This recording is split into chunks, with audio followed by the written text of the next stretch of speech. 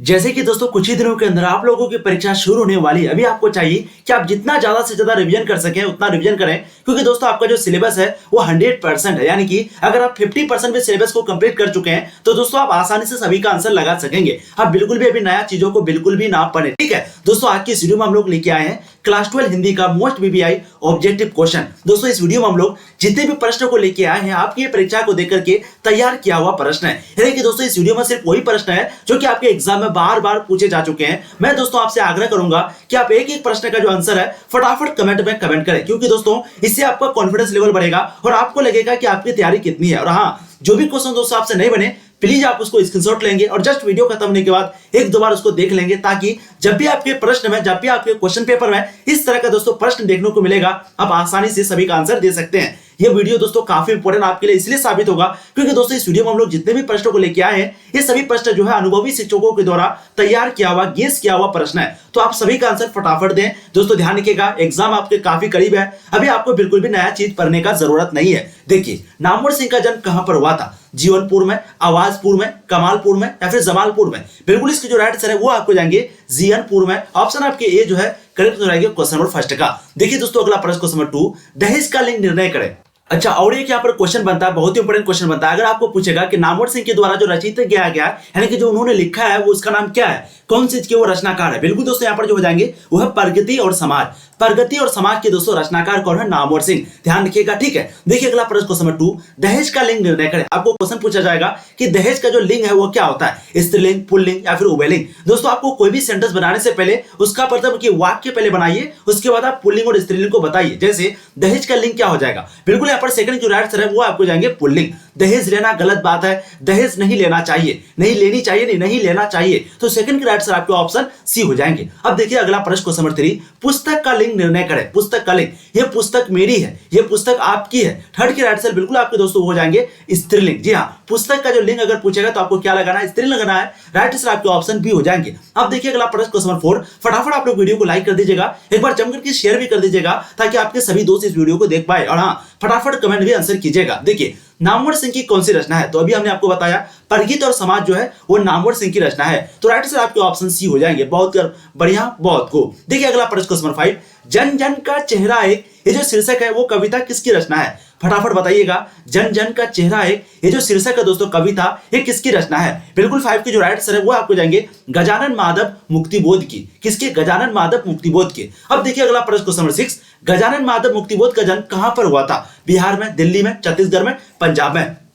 बहुत बढ़िया, बिल्कुल इसके राइट से आपको जाएंगे वो है छत्तीसगढ़ में। तो गजानन माधव मुक्तिबोध का जो जन्म है वो छत्तीसगढ़ में हुआ था। राइट आंसर आपके ऑप्शन सी हो जाएंगे। अब देखिए अगला प्रश्न क्वेश्चन नंबर 7, मुक्तिबोध ने किस विश्वविद्यालय से एमए किया था? बताइए कौन से यूनिवर्सिटी से मुक्तिबोध ने एमए किया था? दिल्ली यूनिवर्सिटी यानी कि दिल्ली विश्वविद्यालय, इलाहाबाद विश्वविद्यालय, रांची विश्वविद्यालय या फिर नागपुर विश्वविद्यालय? बिल्कुल दोस्तों 7 की जो यहाँ पर राइट आंसर हो जाएगा वो है नागपुर विश्वविद्यालय। तो राइट आंसर आपके ऑप्शन डी हो जाएंगे क्वेश्चन नंबर 7 का। देखिए अगला प्रश्न क्वेश्चन नंबर 8, जूठन क्या है? रेखा चित्र है, शब्द चित्र है, कहानी है, आत्मकथा है? तो दोस्तों जूठन क्या है? बिल्कुल यहाँ पर 8 की जो राइट आंसर है वो आपको जाएंगे आत्मकथा। तो जूठन क्या है दोस्तों? वो आपके आत्मकथा है। देखिए अगला प्रश्न क्वेश्चन नंबर 9, ओम प्रकाश वाल्मीकि रचना कौन सी है? फटाफट आप लोग बताइएगा ओम प्रकाश वाल्मीकि जो रचना है वो कौन सी है? प्रगति और समाज। हम लोग अभी देखिए कि प्रगति और समाज जो है वो किसकी है दोस्तों? फटाफट आप लोग बताइएगा। बिल्कुल नामवर सिंह की। जूठन, सिपाही की मां या फिर बातचीत? 9 की दोस्तों राइट आंसर आपको जाएंगे वो है जूठन। तो ओम प्रकाश वाल्मीकि जो रचना है दोस्तों वो कौन सी है? जूठन है। राइट आंसर आपके 9 का ऑप्शन बी हो जाएंगे। कभी कभी आपको क्वेश्चन पूछा जाएगा कि सिपाही की मां के लेखक कौन है? पूछा गया क्वेश्चन है। बिल्कुल सिपाही की मां जो दोस्तों वो हो जाएंगे मोहन राकेश। ध्यान रखिएगा, अगर क्वेश्चन पूछे कि सिपाही की मां के रचनाकार कौन है तो दोस्तों वो है मोहन राकेश। अगर आपको पूछे प्रगति और समाज तो अभी हमने आपको बताया प्रगति और समाज का, उसके राइट आंसर आपको जाएगा नामवर सिंह। और बातचीत के बारे में तो आप जानते हैं, बहुत कोई जानता है, बालकृष्ण भट्ट, ठीक है। और यहाँ पर पूछा था ओम प्रकाश वाल्मीकि रचना, तो दोस्तों वो हो जाएंगे जूठन। राइट आंसर आपके 9 का ऑप्शन पी हो जाएंगे। देखिए अगला प्रश्न क्वेश्चन नंबर 10, फटाफट आप लोग आंसर दीजिएगा। ओम प्रकाश ने किस नाट्यशाला से यानी कि किस नाट्यशाला की स्थापना की? मेघदूत, रंगशाला, प्रेमचंद्र मंच या फिर इनमें से कोई नहीं? बिल्कुल दोस्तों यहाँ पर जो 10 के राइट आंसर हो जाएगा वो है दोस्तों मेघदूत। ऑप्शन आपके 10 का करेक्ट आंसर हो जाएगा। देखिए अगला प्रश्न क्वेश्चन नंबर 11, रघुवीर साय ने कौन सी कविता लिखी है? पुत्र वियोग, गांव का घर, अधिनायक, जन जन का चेहरा एक? तो बताइएगा कि रघुवीर साय जो है वो कौन सी कविता लिखी है? बिल्कुल दोस्तों यहाँ पर 11 की जो राइट आंसर है वो आपको जाएंगे अधिनायक। ध्यान रखिएगा, रघुवीर साय जो है वो कौन सी कविता लिखी है दोस्तों? यानी कि अधिनायक लिखी है। देखिए अगला प्रश्न क्वेश्चन नंबर 12, हाथ पैर कौन सा समास है? क्वेश्चन पूछा जाएगा हाथ पैर कौन सा समास है? देखिए 2019 का एनुअल एग्जाम में पूछा गया क्वेश्चन है। बिल्कुल यहाँ पर इसका जो राइट आंसर है वो आपको जाएंगे द्वंद्व समास। तो हाथ पैर जो है वो द्वंद्व समास है। राइट आंसर आपके ऑप्शन ए हो जाएंगे क्वेश्चन नंबर 12 का। देखिए दोस्तों अगला प्रश्न क्वेश्चन नंबर 13, यथासमय समास जो है वो द्विगु है या फिर द्वंद्व है या फिर अविभाव है या फिर तत्पुरुष है। ये जो यथासमय जो है दोस्तों वो कौन से समास है? बिल्कुल यहाँ पर 13 की जो राइट आंसर है वो आपको जाएंगे अविभाव। ऑप्शन आपके सी 13 का करेक्ट आंसर आएंगे। अब देखिए अगला प्रश्न क्वेश्चन नंबर 14, प्रतिदिन शब्द जो है कौन सा समास है? देखिए 2020 का नोबल एग्जाम में पूछा हुआ क्वेश्चन है। द्वंद्व समास है, अविभाव समास है, कर्मधारय है या फिर तत्पुरुष है। तो प्रतिदिन शब्द जो है दोस्तों वो कौन सा समास है? बिल्कुल 14 की जो राइट आंसर है वो आपको जाएंगे कर्मधारय समास। ठीक है, तो प्रतिदिन जो शब्द है वो कर्मधारय समास है। देखिए अगला प्रश्न क्वेश्चन नंबर 15, अधिनायक शीर्षक कविता किस तरह की कविता है? अधिनायक शीर्षक जो कविता है दोस्तों वो किस तरह की कविता है? काफी इंपोर्टेंट आपका हास्य प्रदान, व्यंग्य प्रदान, रोमांस प्रदान या फिर वीर रस प्रदान। बिल्कुल यहाँ पर 15 की जो राइट आंसर है वो आपको जाएंगे व्यंग्य प्रधान। ठीक है, तो अधिनायक शीर्षक जो कविता है वो किस तरह की कविता है दोस्तों? राइट आंसर आपको जाएंगे ऑप्शन बी व्यंग्य प्रधान। देखिए अगला प्रश्न क्वेश्चन नंबर 16, सन 1926 में भगत सिंह ने किस दल का गठन किया था? आपको पता है भगत सिंह को जो है फांसी दी गई थी। कभी कभी क्वेश्चन पूछा जाएगा, तो यहाँ पर क्वेश्चन पूछा जा रहा है कि सन 1926 में भगत सिंह ने किस दल का गठन किया? नवयुवक संघ, नौजवान भारत सभा, नवयुवक भारत सभा या फिर नौजवान दल। बिल्कुल दोस्तों 16 की जो राइट आंसर है वो आपको जाएंगे नौजवान भारत सभा। अब देखिए अगला प्रश्न, ध्यान रखिएगा कब किया था? 1926 में किया था। किसने किया था दोस्तों? भगत सिंह ने किया था। क्वेश्चन पूछा जाता है कि नौजवान भारत सभा का जो गठन है कब किया गया था? तो 1926 में। देखिए अगला प्रश्न क्वेश्चन आपके हो जाएंगे 17, काफी इंपोर्टेंट क्वेश्चन आपका, ध्यान से देखिएगा क्वेश्चन को। अगर तो आप रात शब्द का विलोम क्या होगा? तो रात शब्द का विलोम देखिए 2021 में कितना आसान हलवा टाइप का क्वेश्चन पूछा है। बिल्कुल रात का उल्टा आपका हो जाएगा दोस्तों वो है दिन। ध्यान रखिएगा 17 का आंसर आपको ऑप्शन हो जाएंगे, ज्यादा दिमाग नहीं लगाना है। रात शब्द का क्या होता है? दिन होता है। शाम का सुबह का जो संध्या भी बोल सकते हैं या फिर शाम भी बोल सकते हैं। ठीक है, देखिए अगला प्रश्न क्वेश्चन 18, विशेष शब्द का विलोम है। यहाँ पर विशेष की बात हो रही है। ठीक है, विशेषण नहीं है। विशेषण पूछ देता तो विशेषण तो वो ग्रामर में आ गया, व्याकरण में। विशेषण किसे बोलते हैं? बिल्कुल संज्ञा और सर्वनाम की जो विशेषता को बताएं उसे ही विशेषण बोलते हैं। लेकिन यहाँ पर विशेष शब्द का विलोम क्या हो जाएगा? 2021 का बोर्ड मॉडल क्वेश्चन है। अविशेष, अलिप्त, सामान्य या फिर अविशेष। बिल्कुल 18 की जो राइट आंसर है वो आपको जाएंगे दोस्तों ऑप्शन सी सामान्य। तो विशेष शब्द का जो उल्टा होता है वो दोस्तों हो जाता है आपका सामान्य। देखिए अगला प्रश्न क्वेश्चन 17, काफी इंपोर्टेंट क्वेश्चन आपका, भगत सिंह को अपने लिए सजा के संबंध में क्या विश्वास था? यानी कि भगत सिंह को जब सजा देने वाली थी तो उससे पहले भगत सिंह को क्या लगता था कि उसको कौन सी सजा मिलेगी? क्षमा कर दिया जाएगा, नम्र व्यवहार का या फिर मृत्यु दंड का या फिर आजीवन कारावास का? 19 की जो यहाँ पर राइट आंसर हो जाएगा बिल्कुल हो जाएगा मृत्यु दंड का। तो यहाँ पर आपके जो राइट आंसर है वो आपको जाएंगे दोस्तों ऑप्शन सी। कभी कभी आपको क्वेश्चन पूछा जाएगा कि भगत सिंह को कौन सा मौत सबसे अच्छा लगता है या फिर भगत सिंह के अनुसार सबसे अच्छा मौत जो है वो कौन सा है? तो दोस्तों आपको क्या लगाना है? यानी कि देश सेवा के बदले अगर फांसी की सजा हो तो सबसे अच्छा मौत होता है। देश सेवा के बदले अगर कोई सजा दी जाए तो। ठीक है, तो मृत्यु दंड का यहाँ पर राइट आंसर 19 का ऑप्शन सी हो जाएगा। देखिए अगला प्रश्न क्वेश्चन 20, प्रिंस करोपोटकिन कौन था? प्रिंस करोपोटकिन जो है कौन था? अर्थशास्त्र का विद्वान, राजनीति शास्त्र का विद्वान या फिर समाज शास्त्र का विद्वान या फिर इतिहास का विद्वान? बिल्कुल यहाँ पर 20 की जो राइट आंसर है दोस्तों वो आपको जाएंगे अर्थशास्त्र का विद्वान। प्रिंस करोपोटकिन कौन था? वो अर्थशास्त्र का विद्वान था। राइट आंसर आपके ऑप्शन ए हो जाएंगे। देखिए अगला प्रश्न क्वेश्चन 21, रघुवीर साय किस काल के कवि थे? वीडियो को जो भी अभी तक लाइक नहीं किया प्लीज वीडियो को लाइक कर देंगे। आप लोग क्वेश्चन आंसर करने की भावना में खो जाते हैं तो प्लीज वीडियो को लाइक जरूर कर दीजिएगा और हाँ शेयर भी जरूर कर देना, चैनल को सब्सक्राइब भी कर दीजिए क्योंकि दोस्तों यहाँ पर आपको बहुत मजे के साथ पढ़ाई जाती है। ठीक है, चलिए अगला प्रश्न देखिए क्वेश्चन नंबर 21 आपकी स्क्रीन पर, रघुवीर साय किस काल के कवि हैं? आधुनिक काल, रीतिकाल, आदिकाल, छायावाद? बिल्कुल दोस्तों 21 की जो यहाँ पर राइट आंसर हो जाएगा वो है आधुनिक काल। ऑप्शन आपके 21 का करेक्ट रहेगा। देखिए अगला प्रश्न क्वेश्चन नंबर 22, नयन का संधि विच्छेद क्या होगा? देखिए प्रश्न जो है आपका लाइव सेशन में आया था तो फटाफट आप लोग बताइएगा। यहाँ पर देखिए नय हो जाएगा, नय। ठीक है, नय, तो नय जो अन बराबर नयन। बिल्कुल राइट आंसर आपके ऑप्शन ए हो जाएंगे क्वेश्चन नंबर 22 का। काफी इंपोर्टेंट क्वेश्चन आपका, बहुत बढ़िया। 22 के राइट आंसर ऑप्शन ए हो जाएंगे। देखिए अगला प्रश्न क्वेश्चन नंबर 23, संधि के कितने प्रकार होते हैं? आपको पता है संधि के कितने प्रकार होते हैं? बिल्कुल दोस्तों 23 की जो यहाँ पर राइट आंसर हो जाएगा वो है 3 प्रकार के। अगर आपको पूछा जाए कि वो कौन कौन से होते हैं, हम लोग तो ये जानते हैं कि संधि के टोटल 3 प्रकार होते हैं, लेकिन वो कौन कौन से होते हैं? तो दोस्तों एक होता है आपका स्वर संधि, एक होता है दोस्तों व्यंजन संधि और एक होता है दोस्तों आपका विसर्ग संधि। ठीक है, पूछा जाता है इस तरह के कि कौन कौन से प्रकार है या फिर पूछ देगा इनमें से कौन संधि के प्रकार नहीं है। तो स्वर संधि, व्यंजन संधि, विसर्ग संधि, इसके अलावा जो भी आ जाए दोस्तों वो संधि के प्रकार नहीं है। तो संधि के टोटल 3 प्रकार होते हैं, स्वर, व्यंजन, विसर्ग। स्वर को जो है कोई भी चीज का सहायता नहीं लेना पड़ता है, व्यंजन को लेना पड़ता है और विसर्ग का जो है बिल्कुल अलग रूल है। ठीक है, चलिए अब अगला प्रश्न देखिए क्वेश्चन 24, काफी इंपोर्टेंट क्वेश्चन है आपका।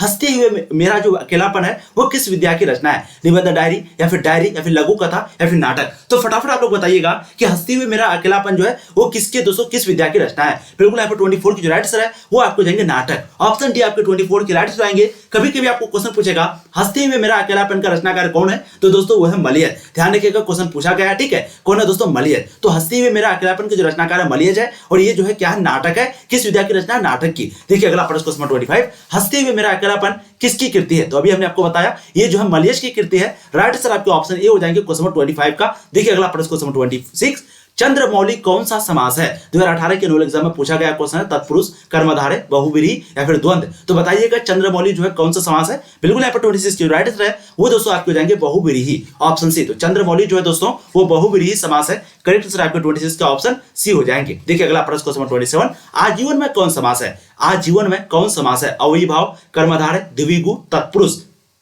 बिल्कुल यहाँ पर जो इसके राइट आंसर हो जाएंगे दोस्तों वो है अव्ययीभाव। ऑप्शन है आपके 27 के करेक्ट आंसर रहेंगे। देखिए अगला प्रश्न क्वेश्चन 28, मलियज किस दौर के कवि है। क्वेश्चन अगर पूछा जाए कि मलियज जो है वो किस दौर के कवि है, ये तो पता है कि हंसते हुए मेरा अकेलापन का जो राइटर है, जो लेखक है दोस्तों, जो कवि है वो मलियज है। लेकिन मलियज किस दौर के कवि है, फटाफट आप लोग आंसर दीजिएगा। बिल्कुल 28 जो राइट आंसर है वो आपको जाएंगे नई कविता के अंतिम दौर के, ठीक है। तो मलियज जो है किस दौर के कवि है, नई कविता के अंतिम दौर के। राइट आंसर आपके ऑप्शन बी हो जाएंगे। देखिए अगला प्रश्न क्वेश्चन 29, विनोद कुमार शुक्ल ने कौन सी कविता लिखी है। विनोद कुमार शुक्ल ने कौन सी कविता लिखी है, अधिनायक, प्यारे नन्हे बेटे, पुत्र वियोग, हार जीत। बिल्कुल यहाँ पर 29 की जो राइट आंसर दोस्तों वो आपको जाएंगे प्यारे नन्हे बेटे को। तो विनोद कुमार शुक्ल ने कौन सी कविता लिखी है दोस्तों, प्यारे नन्हे बेटे को। राइट आंसर यहाँ पर आपके ऑप्शन भी हो जाएंगे। कभी कभी क्वेश्चन पूछेगा कि पुत्र वियोग जो है वो किसका लेखक है, पूछा गया क्वेश्चन है। बिल्कुल सुभद्रा कुमारी चौहान का। किसका, सुभद्रा कुमारी चौहान का। और हार जीत जो है वो अशोक वाजपेयी का हार जीत, और पुत्र वियोग जो है सुभद्रा कुमारी चौहान का, ठीक है। और प्यारे नन्हे बेटे को तो विनोद कुमार अभी हमने बताया। और अधिनायक के बारे में भी कभी कभी आपको पूछ देता है, तो आप लोग बताइएगा अधिनायक का क्या हो जाएगा, फटाफट आप लोग बोलिएगा।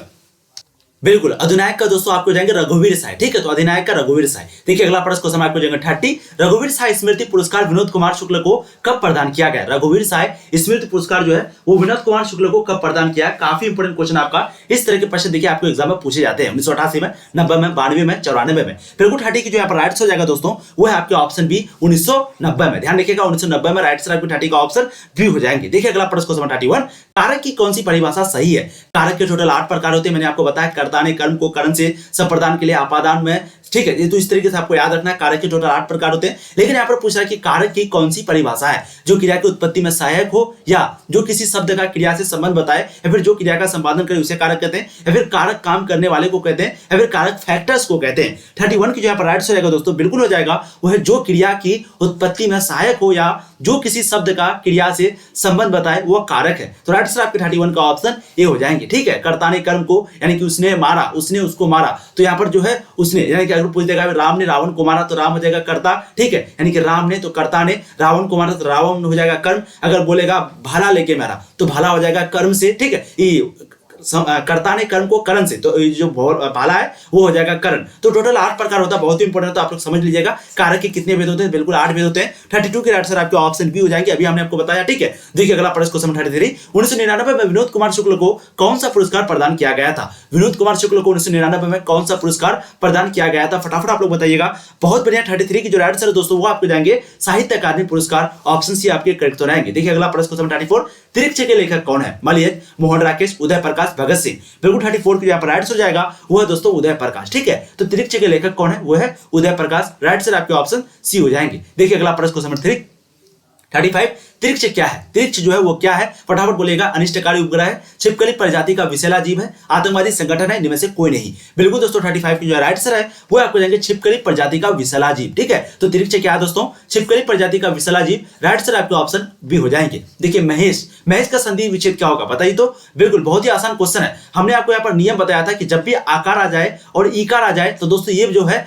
ए बनाता है। ये क्या बनाता है, ए बनाता है। यानी कि अगर आ जाए जोड़ ई आ जाए, ध्यान दीजिएगा यहाँ पर पूछा जाता है क्वेश्चन, आ जोड़ ई आ जाए तो दोस्तों ये जो है ए बनता है, ठीक है। तो यहाँ पर क्या हो जाएंगे, इसका आंसर फटाफट बोलेगा तो महेश, यानी कि आ किसमें आता है, इसमें आता है, और ई इसमें आता है, ठीक है। तो यहाँ पर राइट आंसर बिल्कुल आपके 36 का ऑप्शन सी हो जाएंगे। ये नियम होता है महाज और इस बराबर महेश, आज और ई बराबर ए। तो यहाँ पर देखिए महेश का ये आपका संधि विच्छेद हो गया, यहाँ पर आकार हो गया आ, ई हो गया आपका ए। ठीक है, तो दोनों मिलकर के ए बन गया। देखिए अगला प्रश्न, नियम होता है इसका, ध्यान रखिएगा। देखिए अगला प्रश्न क्वेश्चन नंबर आपको जाएंगे 37, सदाचार का संधि विच्छेद है, सदा प्लस चार क्या हो जाएगा, सदाचार का संधि विच्छेद। फटाफट आप लोग आंसर कीजिएगा।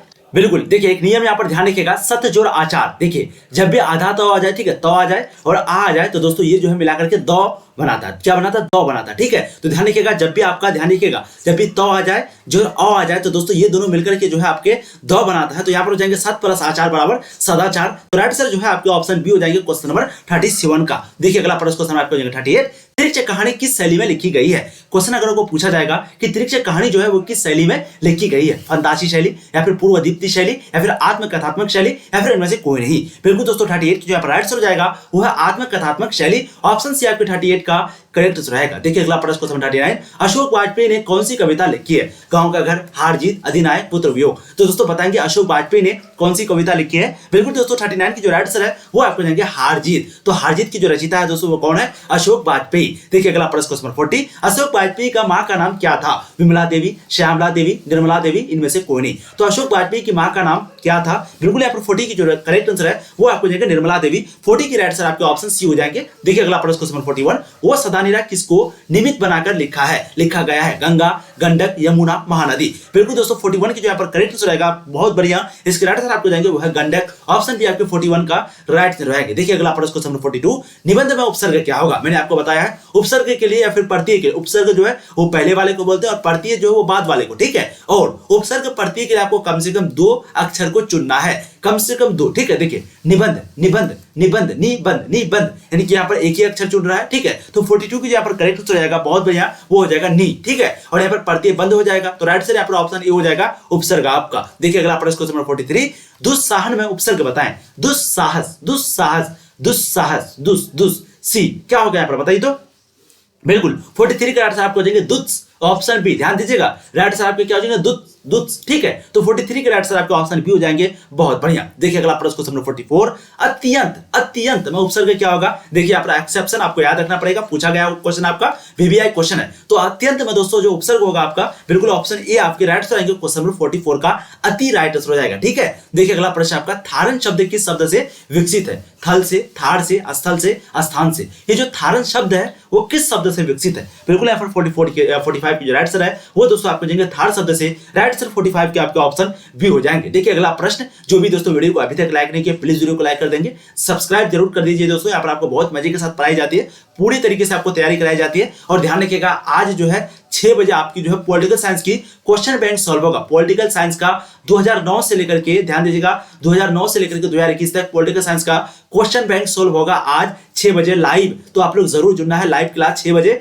देखिए अशोक वाजपेयी का जन्म कब हुआ था। बिल्कुल यहाँ पर 46 जो राइट आंसर है वो आपको जाएंगे दुर्ग छत्तीसगढ़। ठीक है, कहां पर हुआ था दोस्तों, दुर्ग छत्तीसगढ़ में। राइट आंसर आपके ऑप्शन बी हो जाएंगे। आप लोग बताइए कब हुआ था, पूछा गया क्वेश्चन है। चलिए अगला प्रश्न देखिए आपका, शिक्षा पाठ की रचयिता कौन है। शिक्षा पाठ की रचयिता कौन है, पूछा गया क्वेश्चन है। अगर आपको पूछ देगा कि उषा पाठ की रचयिता कौन है दोस्तों, तो वो है शमशेर बहादुर सिंह, उषा। ठीक है, लेकिन यहाँ पर शिक्षा के बारे में पूछा जा रहा है, फटाफट आप लोगों से दीजिएगा, बहुत ही इंपॉर्टेंट क्वेश्चन है। बिल्कुल महात्मा गांधी, विनोबा, कौन हो जाएगा, बिल्कुल जे कृष्णमूर्ति। तो शिक्षा पाठ की जो रचयिता है दोस्तों वो जे कृष्णमूर्ति है। राइट आंसर आपके 47 के ऑप्शन डी हो जाएंगे। देखिए अगला प्रश्न क्वेश्चन 48, जे कृष्णमूर्ति की शिक्षा कृति क्या है। तो देखिए जे कृष्णमूर्ति की जो शिक्षा है दोस्तों वो क्या है, संभाषण, निबंध, संस्मरण, एकांकी। बिल्कुल 48 की जो राइट आंसर दोस्तों वो आपको जाएंगे संभाषण। क्या हो जाएगा, संभाषण। ठीक है, ध्यान रखिएगा ऑप्शन आपके ए 48 का करेक्ट रहेंगे। और संपूर्ण क्रांति जो है वो भाषण है। ठीक है, देखिए अगला प्रश्न क्वेश्चन 49, जहां पहुंचना कठिन है कहलाता है दुर्गम, दुष्कर। देखिए 2019 का एग्जाम में पूछा हुआ क्वेश्चन है, क्या कहलाता है, जहां पहुंचना कठिन है वो क्या कहलाता है दोस्तों। बिल्कुल 49 की जो यहाँ पर राइट आंसर जाएगा वो है दुर्गम। ऑप्शन ए 49 के राइट आंसर जाएंगे। देखिए अगला प्रश्न क्वेश्चन 50, छात्रों के रहने का स्थान क्या कहलाता है। तो बिल्कुल छात्रों के रहने का स्थान जो है छात्रावास कहलाता है। 50 के राइट आंसर आपके ऑप्शन ए हो जाएंगे। ठीक है, और क्वेश्चन पूछा जाएगा विद्यालय का जो संधि विच्छेद क्या है दोस्तों, तो विद्याज और आलय, विद्याज और आलय। ठीक है, पूछा हुआ क्वेश्चन है। तो दोस्तों आज की इस वीडियो में हम लोगों ने जितने भी प्रश्नों को किया ये आपके एग्जाम के लिए बनाया गया था, आपकी परीक्षा को देकर के दृष्टि से जो है तैयार किया गया था। तो मैं प्लीज आप लोगों से आग्रह करूंगा जितने भी आप लोगों ने स्क्रीनशॉट लिया उसको तुरंत रिवाइज करें। और हाँ, वीडियो को प्लीज लाइक जरूर कर दीजिएगा, शेयर कर दीजिएगा अपने सारे दोस्तों को, ताकि वो भी वीडियो को देख पाए। और चैनल पे पहली बार आया सब्सक्राइब कर दीजिए, क्योंकि यहाँ पर आपको बहुत मजे के साथ पढ़ाई जाती है। और एक बात दोस्तों, अगर आपको पीडीएफ चाहिए, कोई भी चीज चाहिए, पीडीएफ या फिर कोई भी इंपॉर्टेंट क्वेश्चन आंसर चाहिए, कुछ भी चाहिए, तो आप सिंपली या तो टेलीग्राम ज्वाइन कर लीजिए, डिस्क्रिप्शन में आपको लिंक मिलेगा, या फिर दोस्तों आप जाइए चैनल का मतलब कि इसमें गूगल या फिर क्रोम ब्राउज़र पे जाइए, वहां पर आप सर्च कीजिए तनु क्लासेस, वहां पे आपको मिल जाएगा। और अगर कोई साइंस के स्टूडेंट है तो आप डिस्क्रिप्शन पे आपको लिंक मिलेगा साइंस चैनल का, वहां से आप साइंस चैनल को सब्सक्राइब कर लीजिए, वहां पर आपको बहुत मजे के साथ पढ़ाई जाती है। Thank you so much.